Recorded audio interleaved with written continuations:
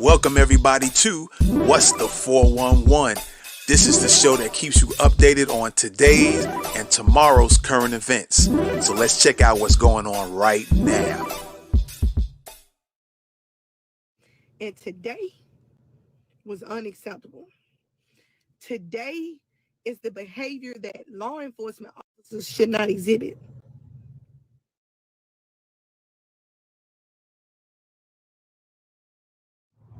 You know what I got to say right now is pretty important. And it's a serious issue. It's a hurting situation to me. And it's a serious issue. That's what's going on in the world. So we got, Black Lives Matter movement going on right now, right? And then you have the people that's in law enforcement that says Blue Lives Matter, and their wives or their families that says Blue Lives Matter. Okay, so I'm just going to tell y'all what happened to me this morning on the way to work in this uniform. This is a federal uniform. So I'm driving down 65 North, traveling to Huntsville. And I see Blount County. I know where they sit every day. I see the officer with the radar gun. My front two windows are down. Each morning to work, I listen to my inspirational music on Pandora because it's a dangerous road. I travel 1,000 miles a week. So my windows are down. I'm just in my spiritual mood. I see him with the gun, radar gun. I knew that I was going to get stopped. Wasn't speeding. Wasn't doing anything.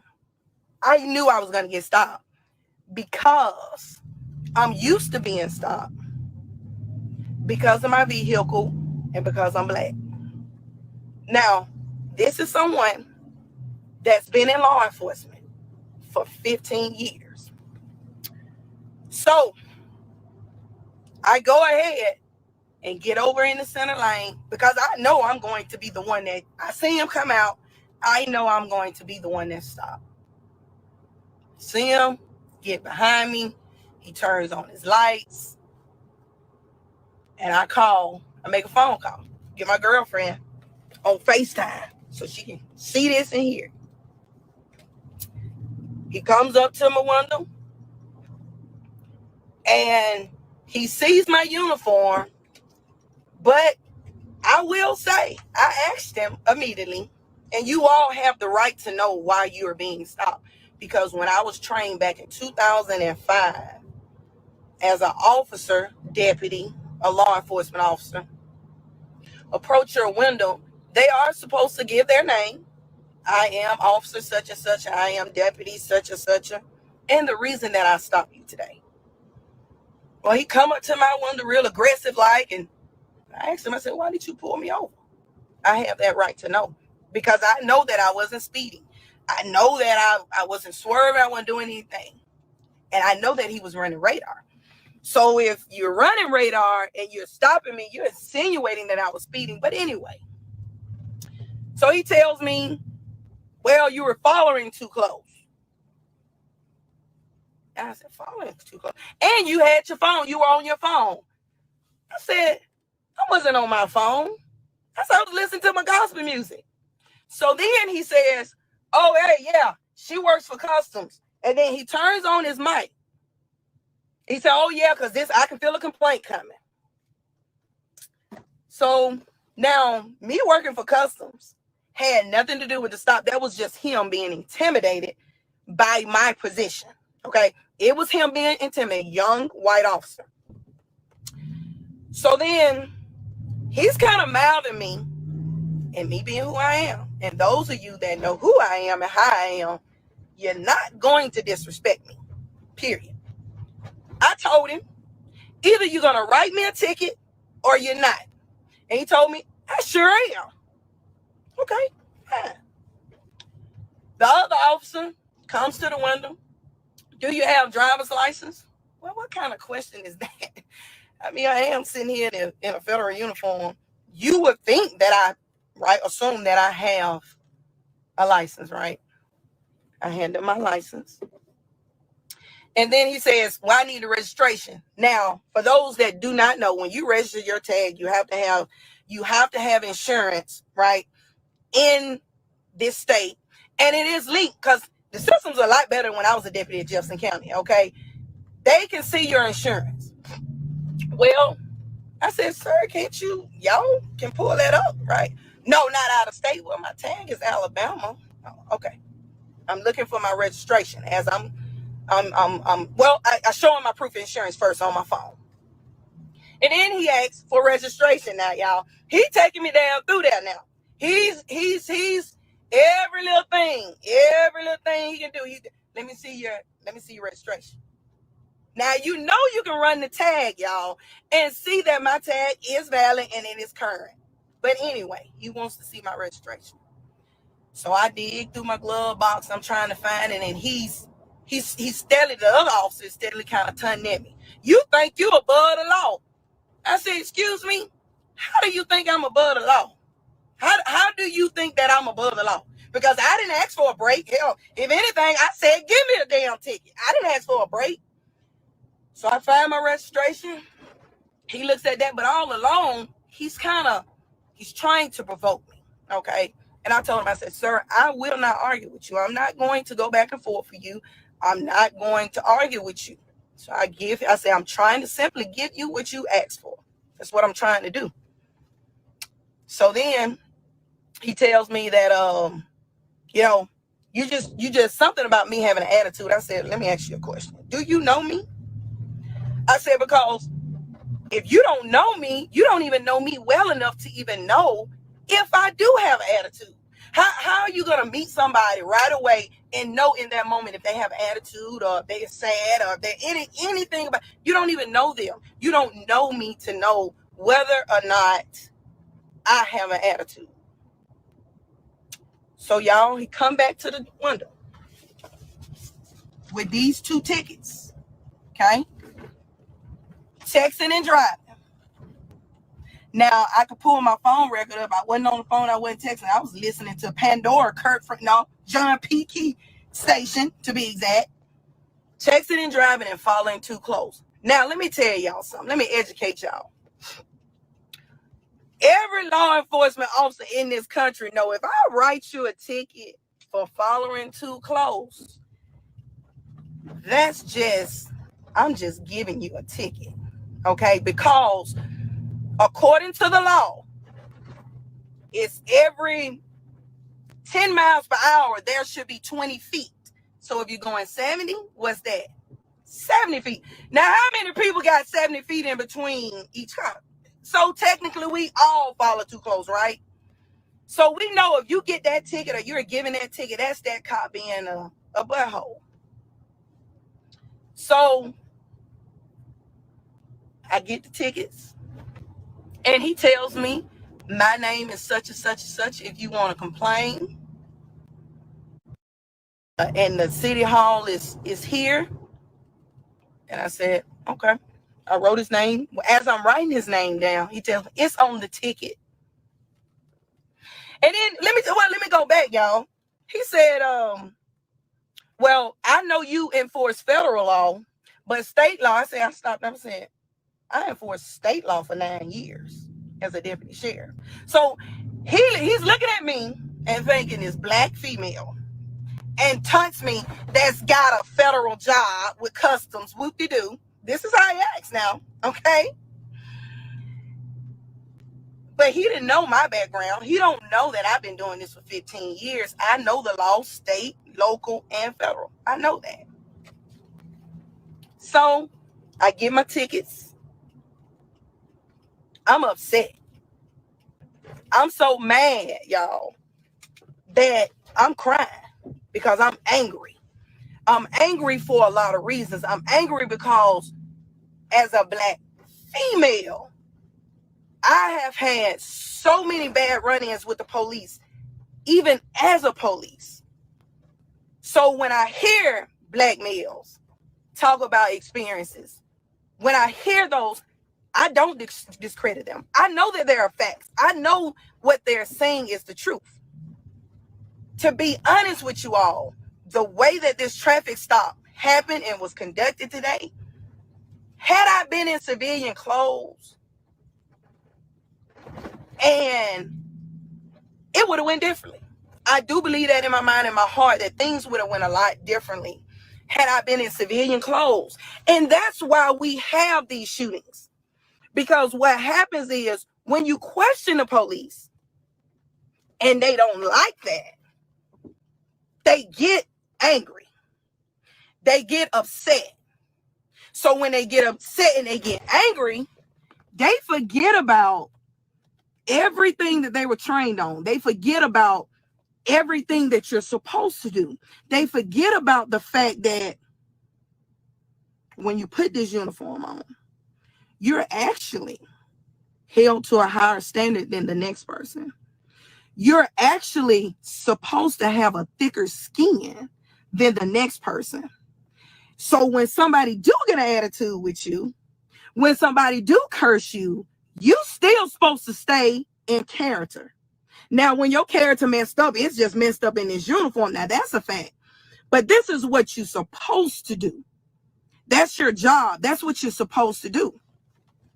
So for me, it just, my feelings, my emotions, I just erupt. I was angry. Like right now, I was supposed to go to the hospital. I can't even go to work because I was that mad and I was that upset because my girl had to tell me stop reaching for stuff because they were back there. They, I'm looking, I'm trying to put stuff in. She's like, stop all that moving. I told her I ain't stopping nothing. Now, that was a very good point of hers because the way they was acting, it really didn't matter about me being in no uniform. It did not matter. That meant nothing. So I call my supervisor. I tell her what's going on. I tell her that you don't know what I've been experiencing when I have to travel from Birmingham to Huntsville 5 days a week and me traveling through Kimberly on numerous occasions to get to 65, being stopped, harassed, and followed.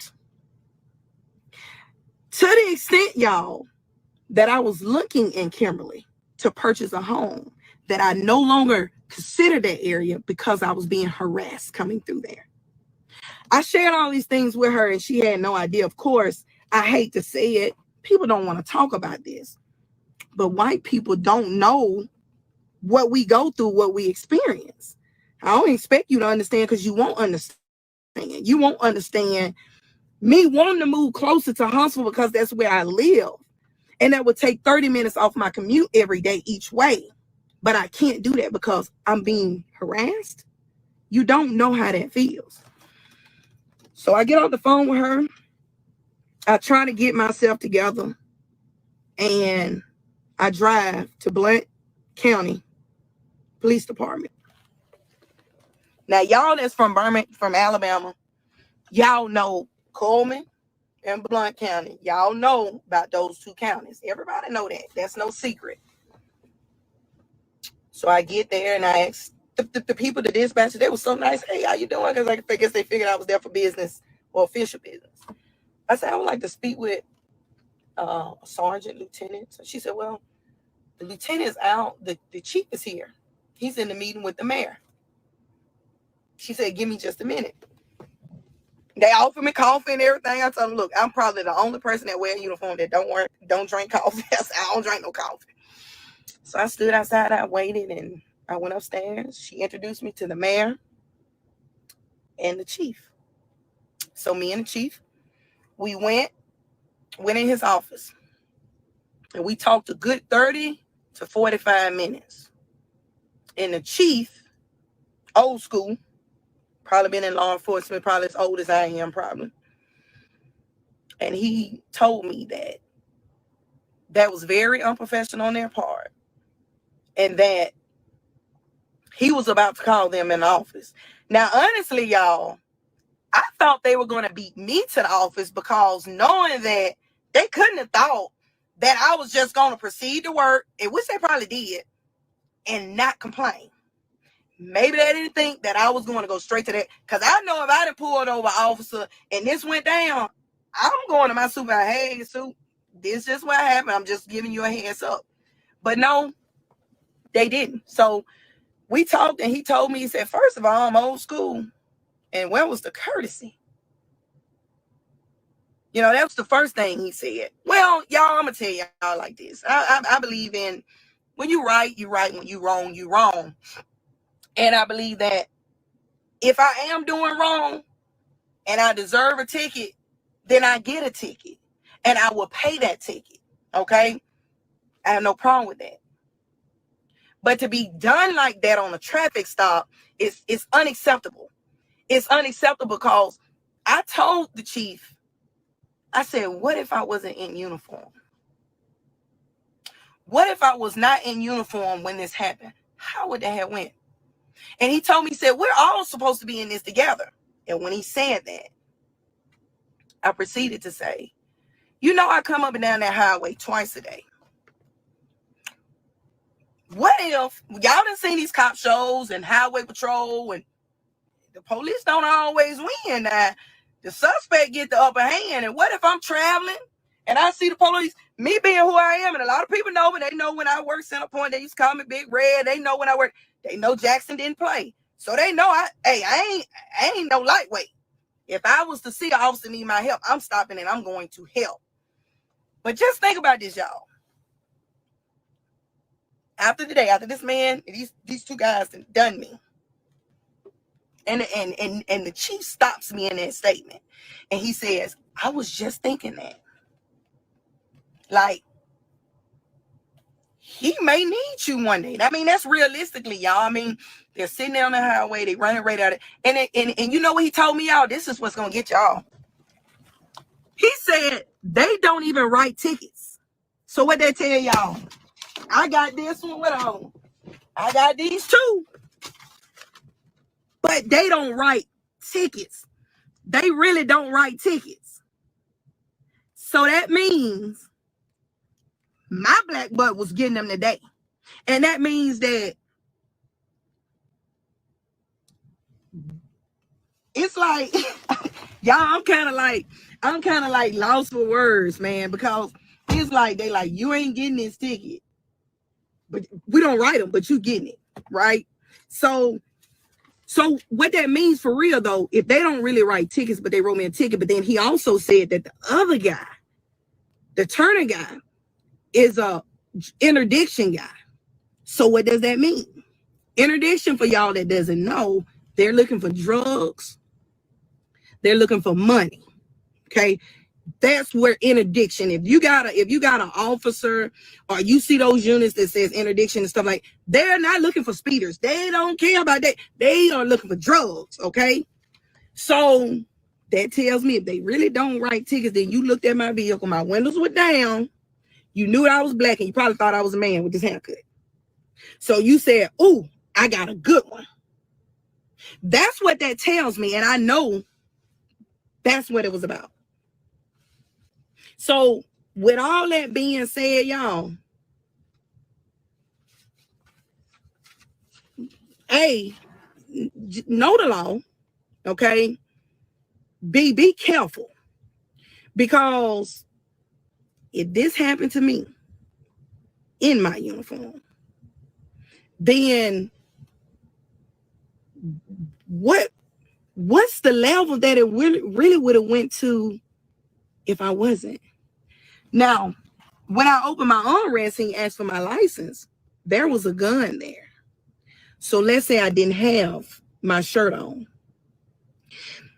And let's say that when he asked for my license and he saw that gun, he would have shot my ass. He would have shot me, because he was already young. He was already just overzealous, right? And he was already intimidated. But let's just remove the shirt. Let's take the shirt off, just the black t-shirt.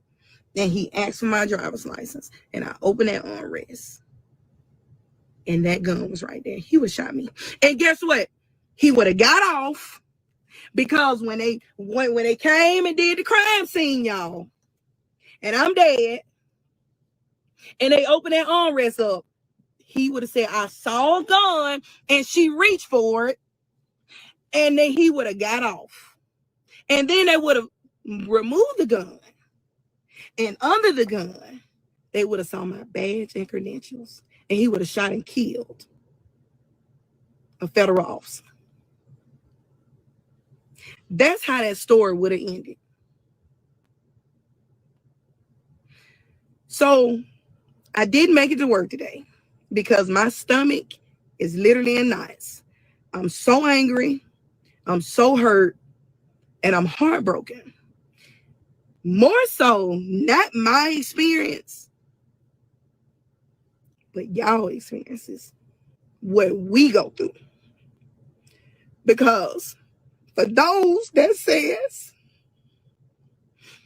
all lives matter when we say Black Lives Matter, or that says Blue Lives Matter, to come back when you say Black Lives Matter, you're racist. Because I'm a Black Lives Matter before Blue Lives Matter. And today was unacceptable. Today is the behavior that law enforcement officers should not exhibit. You should not be acting that way towards anybody that you pull over. Because you're going to do one or two things when you pull somebody over. You're going to write them a ticket. You're going to write them a warning. You're going to let them go. Or you're going to take them to jail. Right? But it ain't to just humiliate somebody. That is not what we're supposed to do. And those of you that know me, know that's not what I stand for. And they know that when I was out here in Jefferson County, that's not what I did. Now, I took you to jail if you deserve to go to jail. But that's not what I stood for. This is unacceptable. Something has to change.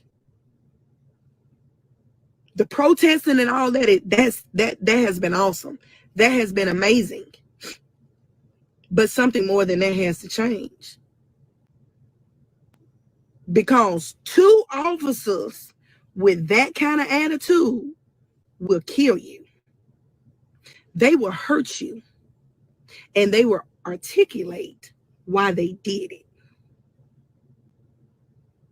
They will articulate how they did it.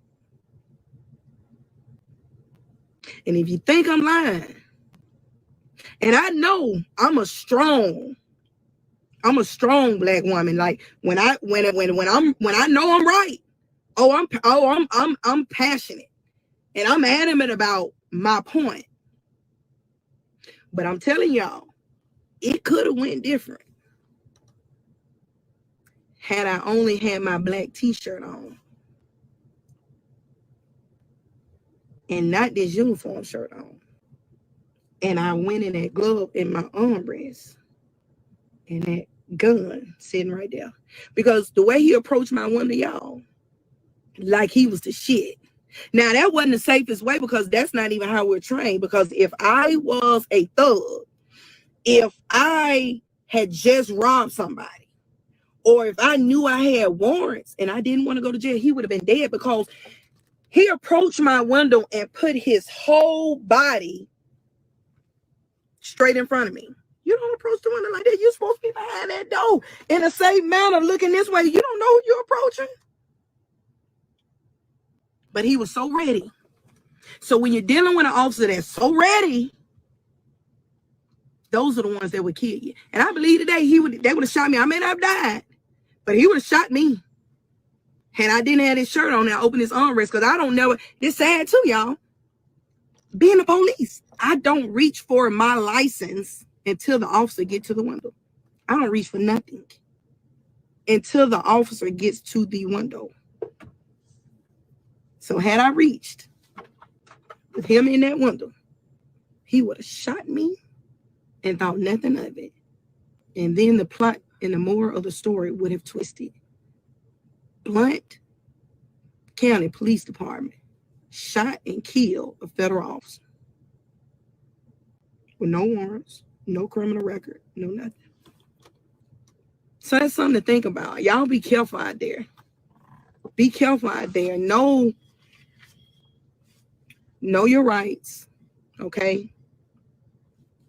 But this is why people get killed, because you question the police. You question them, even though you're right. But they don't like to be questioned because they think, I'm the police. You're nothing to me.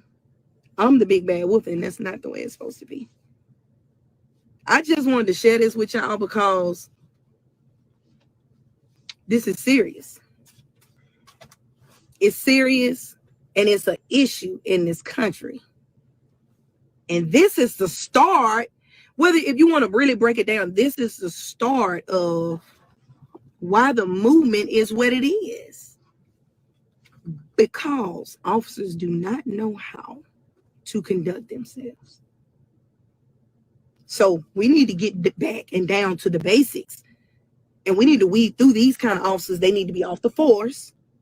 Some training needs to be done. And if you can't get it, you got to go. Because if this is the way you're going to treat people, you do not need to carry a gun and a badge.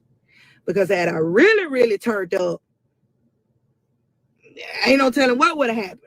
I guess it would have been me against them. But I turned up enough that he didn't like coming from a black female. And I told him, either you're going to write me a ticket or you're not. Because I'm not a child. You're not going to chastise me. You're not going to try to talk at me. Not this one. So either go back there and write the tickets or not. And I got two. Okay. And the chief said that he would handle it. If I wanted to make the written complaint, I want to come back and speak with the lieutenant when he gets back on vacation. But I'm going to be all right, y'all. But y'all make sure y'all okay. Y'all make sure y'all okay. And y'all can always hit me up. You got a question, I'm always here when it comes to this law stuff. Because I know a lot of people really don't know the law. But it's all good. It's all good.